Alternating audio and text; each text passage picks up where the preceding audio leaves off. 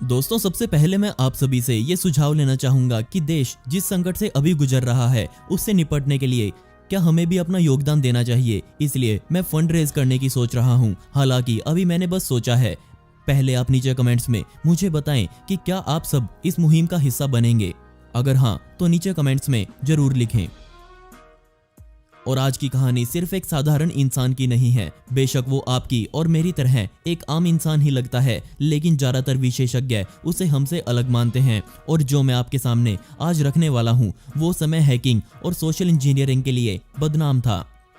चमत्कारिक रूप से उसने आधुनिक तकनीक के समय ये सब शुरू नहीं किया था, बल्कि उस समय तो लैंडलाइन फोन्स भी रोटरी वाले हुआ करते थे और कंप्यूटर्स तो लोग सिर्फ टीवी में ही देख सकते थे। लेकिन इन सब से उस लड़के को कोई फर्क नहीं पड़ता था। ये तो उसके लिए एक गेम जैसा था जो बहुत मजेदार होने वाला है। और दोस्तों, पिछली वीडियो का शाउट आउट जाता है रजित भार्गवा को, जिन्होंने बहुत ही प्यारा कमेंट किया। इसके लिए आपका बहुत बहुत शुक्रिया। साथ ही दोस्तों, आप इस वीडियो के कमेंट्स में पिक मी लिख सकते हैं और आने वाली हर वीडियो में आप में से ही किसी एक को शाउट आउट मिलेगा। मैं बात कर रहा हूँ 30 साल पहले की। वो समय था जब हैकिंग को एक गुनाह नहीं समझा जाता था, बल्कि उस समय तो ये बड़ा चलन में था। मैं बात कर रहा हूँ सन 1963 की। कैलिफोर्निया के वेनाइस में केविन मिटनिक नामक एक बच्चे का जन्म हुआ। उसके पिता ने परिवार को 1968 में ही छोड़ दिया था। इस समय केविन सिर्फ 5 साल का था। इस वजह से परिवार को पालने की जिम्मेदारी केविन की माता पर आ गई थी। उस समय तक केविन बिल्कुल साधारण सा बच्चा था, लेकिन 12 साल का होते होते जहां आम बच्चे गेम्स में अपनी रुचि रखने लगते हैं, लेकिन केविन को बसेस में घूमना पसंद था। वो बस की खिड़की से अपने शहर को निहारता था और उसके पास पैसा बेहद कम होता था, इसलिए उसे टिकट्स खरीदने के लिए कोई पैसों का जुगाड़ करना जरूरी था। और ऐसे ही एक बार बस में घूमते हुए उसने सोचा कि किस तरह वो इन बस में फ्री में चक्कर लगा सकता है, और यहीं से उसने सारा सिस्टम घुमा डाला। उसने देखा कि टिकट्स लेने के बाद चेक इन के समय बस ड्राइवर उस टिकट पर एक पंचर से छेद करता है, और वो उस टिकट पर तिथि, समय और रूट के हिसाब से ही छेद करता था।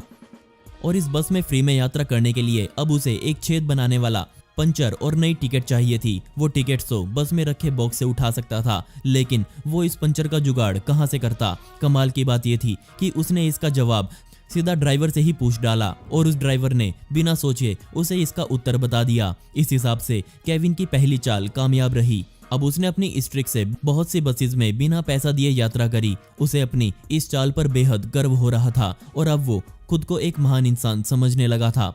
उसे स्कूल के रेडियो एमेचर क्लब में ज्वाइन करवाया गया, और वहां उसे कुछ नए दोस्त मिले। उसने सभी को अपनी टिकट वाली चाल के बारे में बताया। फिर उसने कहा कि अभी तो उसे बहुत कुछ सीखना है। वो बच्चे केविन से प्रभावित थे, और उन बच्चों ने केविन को टेलीफोन से होने वाली कुछ ट्रिक्स दिखाई। उन बच्चों ने तो टेलीफोन्स की ट्रिक्स बताई थी, लेकिन केविन इन सब से टेलीफोन नेटवर्क्स को ही हैक करने वाली दुनिया में घुस गया। उसके दोस्तों ने बताया कि कैसे कुछ सीक्रेट नंबर्स इस्तेमाल करके दूर दूर तक कॉल्स की जा सकती है। उसके बाद कुछ और बच्चे ऐसी ही ट्रिक्स के साथ केविन को मिले, जो केविन के लिए उदाहरण बनकर सामने आए। उसके दोस्त बड़ी बड़ी कंपनीज में फोन करके और एक बड़े आदमी की तरह बात करके उस कंपनी से बड़ी बड़ी डील्स कर लिया करते थे।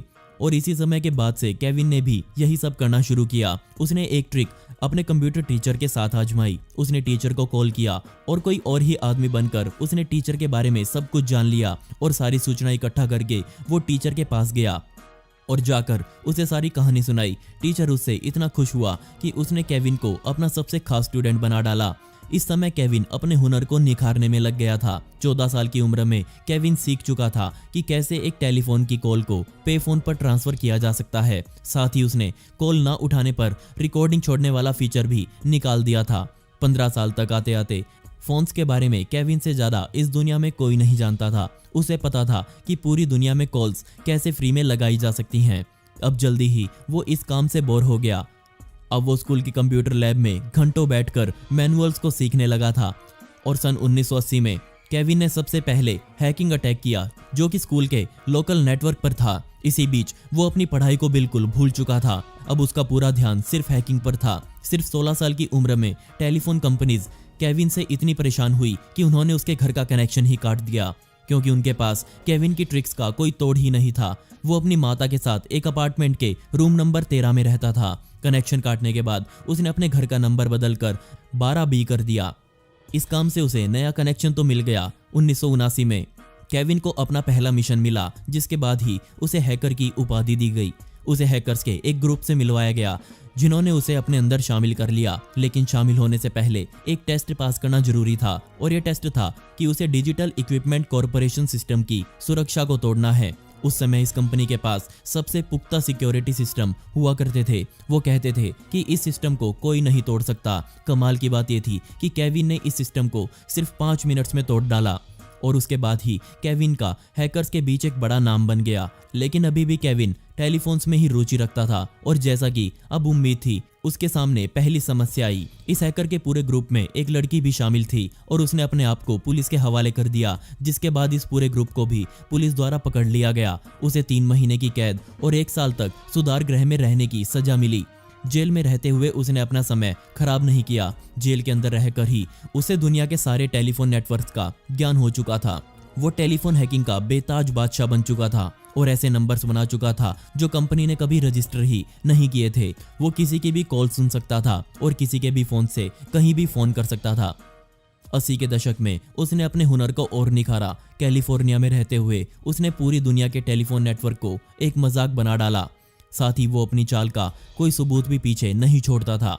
अपने हैक्स करते हुए उसने काफी पैसा भी कमाया। फिर 1987 का समय आया जब उसकी किस्मत ने साथ नहीं दिया। उसके एक दोस्त ने उसकी खबर पुलिस को दे दी और इसका कारण था जलन, क्योंकि कोई भी केविन के हुनर का मुकाबला नहीं कर पा रहा था। इसके बाद तो लगातार केविन को सजाएं होती रही। इसके बाद आरपानेट जैसी चीज दुनिया में आई। अब दुनिया के शातिर दिमागों ने खेल खेला।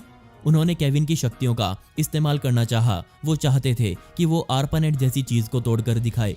अदालत में पेशी के समय वहां मौजूद तकनीकी एक्सपर्ट ने कहा कि केविन को तो एक आम हैकर वाली सजा दी गई है, लेकिन उसका लेवल उससे कहीं ज्यादा ऊपर था। 1990 में केविन को जमानत पर छोड़ दिया गया।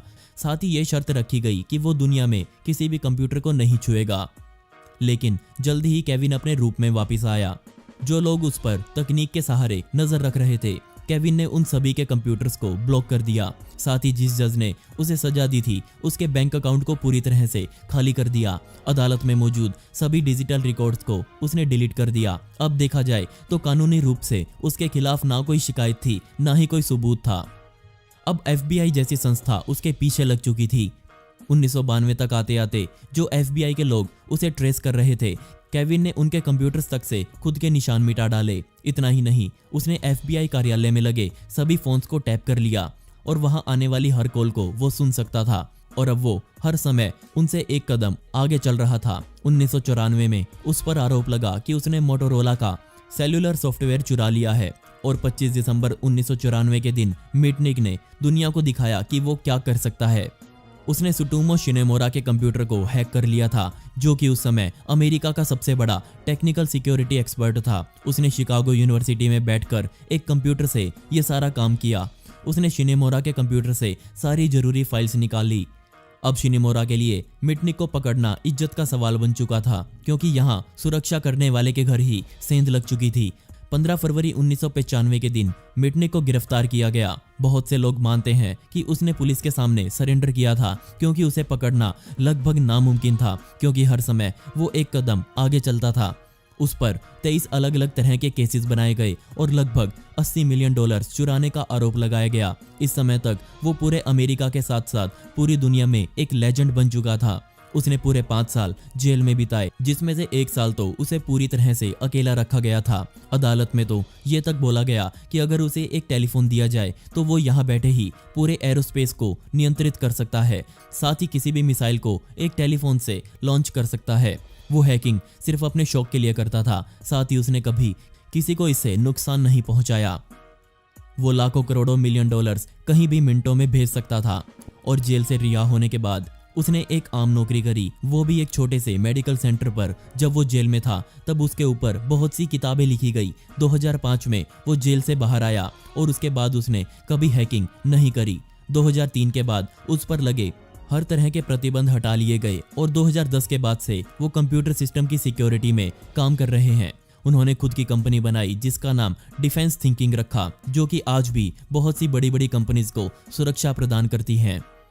दोस्तों, अब आप मुझसे इंस्टाग्राम पर जुड़कर मुझसे डायरेक्ट बात कर सकते हैं और अपने सुझाव और विचार मुझे वहां बता सकते हैं। मैं हर एक किसी का रिप्लाई करने वाला हूं। तो डिस्क्रिप्शन में दी गई आईडी पर या फिर स्क्रीन पर आ रही आईडी को सर्च करके आप मुझसे डायरेक्ट इंस्टाग्राम पर जुड़ सकते हैं। दोस्तों, आपको दुनिया के सबसे महान हैकर केविन मिटनिक के बारे में जानकर कैसा लगा मुझे नीचे कमेंट सेक्शन में जरूर बताइएगा। और ऐसी ही इंटरेस्टिंग वीडियोस देखने के लिए मिस्टीरियस दुनिया को अभी सब्सक्राइब करें। मिलते हैं अगली वीडियो में। ये वीडियो देखने के लिए धन्यवाद।